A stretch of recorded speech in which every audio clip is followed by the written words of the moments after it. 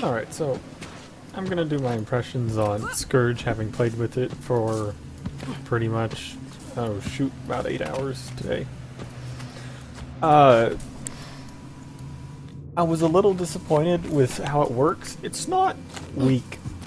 It is defensively challenged more than regular Necro is, and given that regular Reaper is defensively challenged already, it can be a bit of a struggle to stay alive.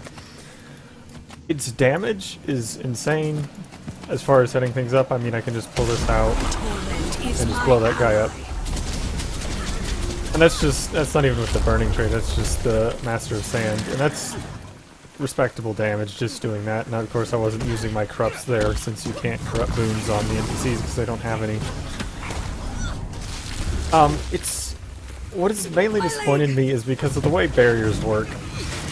You can't really be a support with this class because you're gonna be the first person that dies every time. And the barriers just don't scale well, period, which was a bit of a disappointment too. With healing power, you know, they touted that you could stack healing power and get really good barrier sizes, but with a Minder's Amulet, you get about 1k extra on each barrier. That's not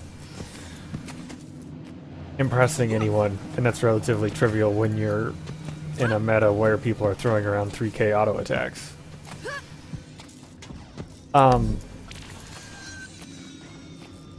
You're very dependent on support. If you're running with a Tempest, like a support Tempest, it can be very godly. I actually did a match earlier with a duo that was a support Tempest, and it was basically just farm the enemy team the entire match. Because the DPS output, when you have someone supporting you so you don't have to spend all your time running for your life, is pretty crazy. And of course it also synergizes even better with the Tempest than standard Reaper did, because unlike regular Reaper and Necro, you can take healing all the time, whereas regular Reaper can't take healing while in Shroud, which makes the Tempest jobs easier. And then you can actually give the Tempest little mini barriers and the occasional Condi conversion, which of course is really helpful to the Tempest so they stay alive longer. And of course, since its cleave damage is way better than Reaper's, it's very beneficial to stack it like this. But this annoys me to an extreme degree because we spent the past year being effectively chained to a Tempest if you were doing really high level PvP. And we complained about this all the time, like it was all over the Necromancer forums that, you know, we want to be able to operate without a Tempest. And then they gave us a spec that is essentially you must operate with a Tempest at all times. And that really disappointed me. Now, if you're operating with a Tempest, again, it's enormously effective. I can pretty much guarantee this is going to be a 5-stem. Because, again, just running a, not even a glassy build, you can easily just apply a huge amount of pressure. And of course, this is just with the day of testing. You know, give it a little longer and people are going to come with more effective combinations. Haven't really had time to play around with weapons or utility setups too much. I was a little... The mechanics are a bit clunky to use. This spec is very life force starved at all times. Because these... all the skills have fixed life force costs. It's not percentage based. And your life force pool still scales with vitality, so in order to be able to manage your life force, you have to stack vitality. You can't use toughness, even though toughness would actually synergize so much better. So you have to vitality stack all the time, which is annoying to a huge degree.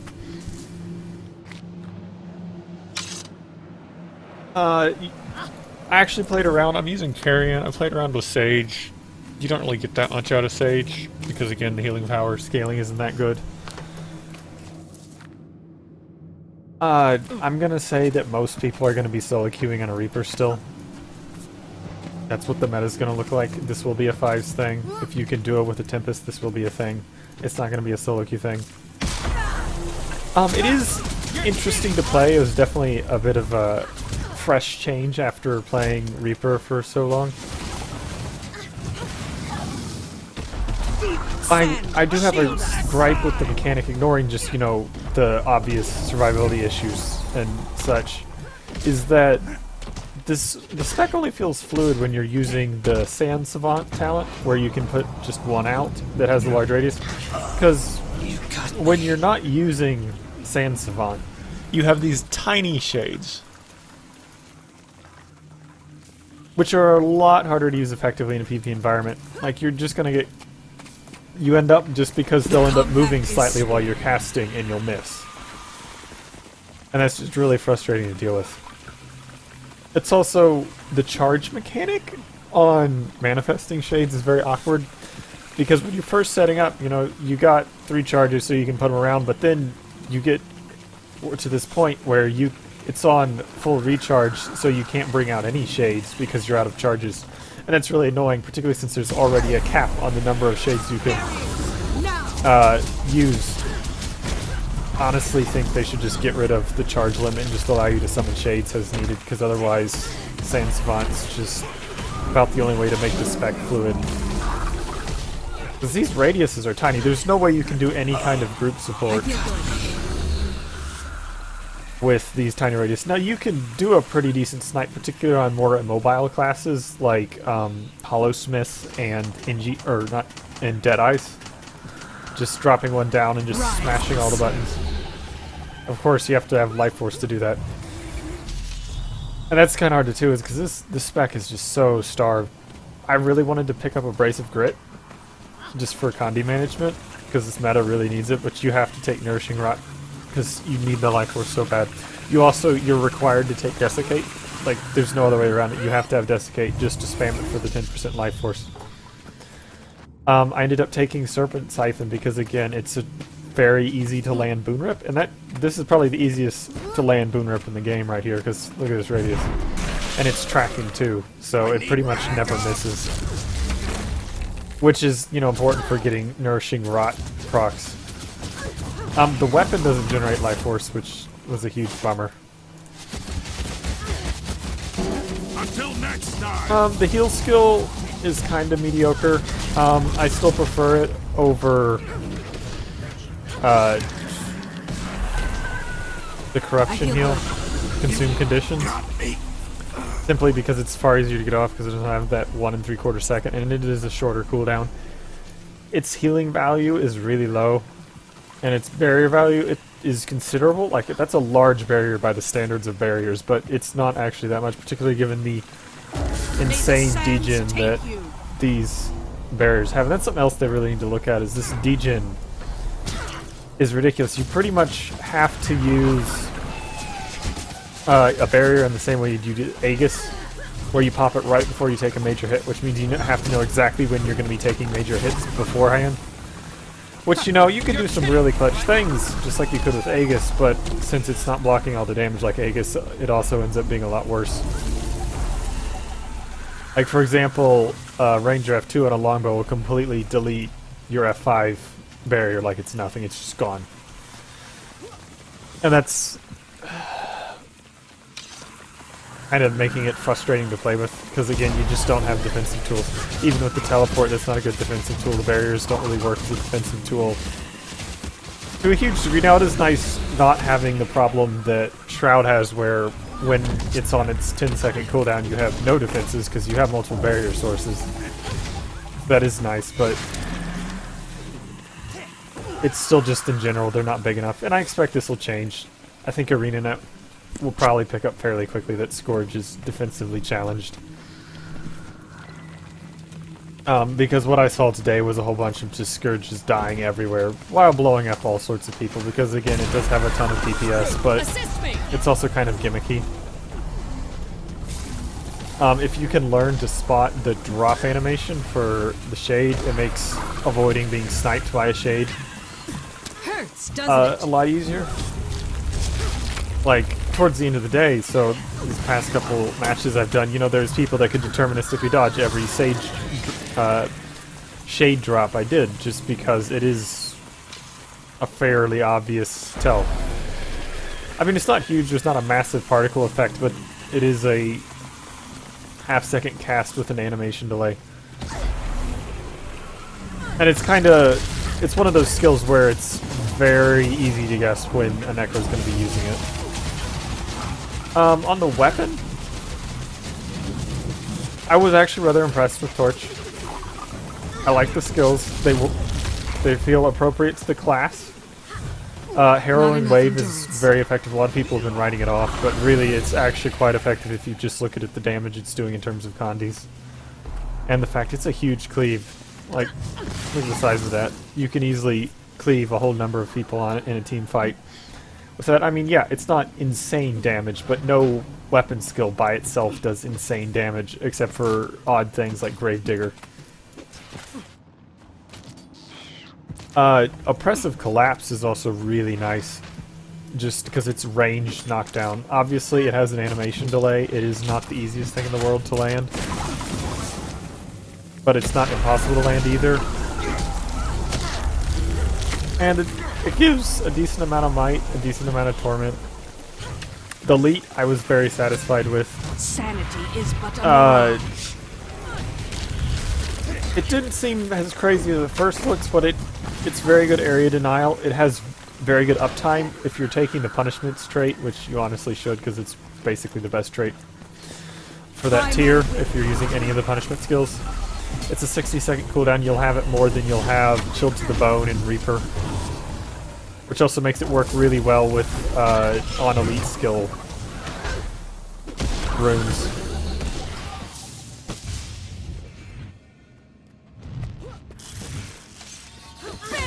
And then of course it's also giving out a lot of might. That's not too much in PvP, and it's not too much to us since we don't have Blighter's Boon anymore on this build. But I don't know, it'll be interesting in PvE for sure. I definitely see some might stacking builds in PvE's future for Scourge.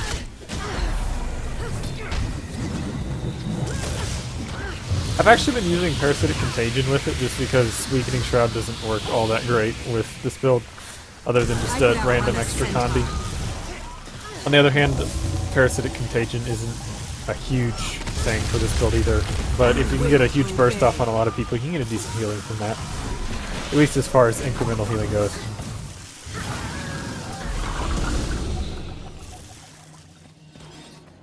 In the end, I don't think this is a very good spec in the state it's in. However, I don't think it would take much to make this become a very good spec. Because really, it could be something simple. Something as simple as just making the life force management slightly easier and giving us larger barriers at base level would pretty much fix the spec right there. Because, I mean, the damage is there. The offensive cable is there. It's a little awkward to use because you're basically trying to snipe people with shades. I know ArenaNet build this as an area denial. It's not. You don't do... I mean, you can put a bunch of these on a point and blow people up, but in a higher level match, people are just moving around. You know, there's usually not more than one person on a node at a time, which is the person contesting who's usually a bunker who just can hopefully survive this. I mean, you can still really hurt a scrapper or a warrior with these things. But in the typical fast-paced, moving all over the place match, you usually end up just trying to snipe people with a shade burst like that. And you'll see me doing that in some of the videos I'll put up.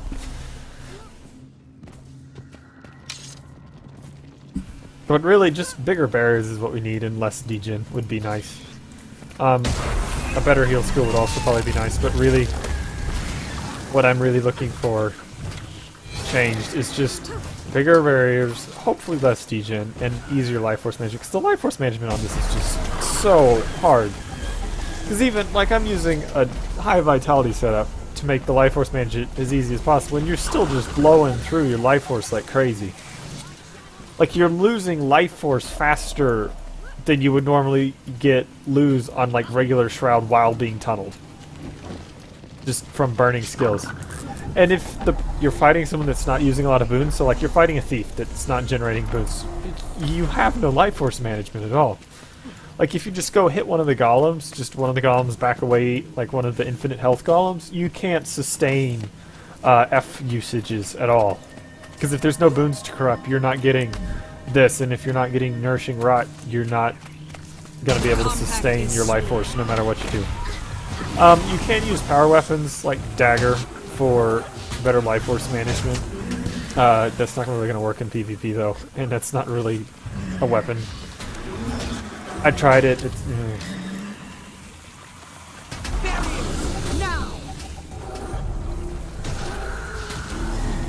it's just really hard. Like, I haven't found a good way to do Life Force. I'm using Staff with Soul Marks for Life Force. It's still not that good.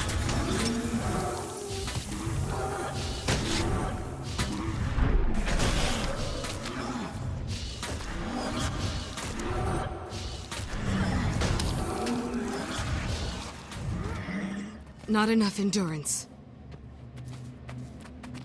But it was certainly something that was fun to play with. Desiccate's the new version of Your Soul's Mine. You spam it all the time, so that's something a little familiar to me. Serpent Poison's fine. It's probably, again, I said earlier, it's the easiest thing to land. You basically just spam this at everything, because again, it almost never misses. About the only time this will miss is if the target's using a hard invul, because it is unblockable. It tracks targets, and it's huge. Like, the radius that it affects is massive. On the teleport, because this is one of the big things they build, this teleport, it's useful on certain things, like Kylo, but really, it's just not worth the slot, as far as I'm concerned. I mean, if you're on something like Kylo, yeah, you'll get the use out of it, but it is affected by terrain. The cast time really kills it. There's an animation delay on it. It does give a barrier, and you can't juke with it. There are some nice jukes you can do with it. But just burning a utility slot for this thing on a 35-second cooldown, traded to 28, there's just better things for me to be taking. If it was a 1200 range, it would definitely be a lot better, but at 900, nah. And the cast should probably come down to a quarter second, is what I would say, because it needs. If we're going to be using this for mobility, and if we're going to be using this for disengaging, we need to be able to use it quickly. And the fact that we can't get it out quickly, and the fact that it roots you, like you can't use it while running, really hurts its usefulness. That torment is my ally. I'm also a little concerned by the fact that Desert Shroud, which is the defensive part of the F5, it's what gives you the largest possible barrier, is also the most damaging of your F skills, so you have this awkward problem where your best damage mechanic is also your best defensive mechanic, so you end up wasting your defenses trying to kill someone and you can't defend yourself. And then if you hold on to it for your defenses, then you don't have the DPS to kill someone.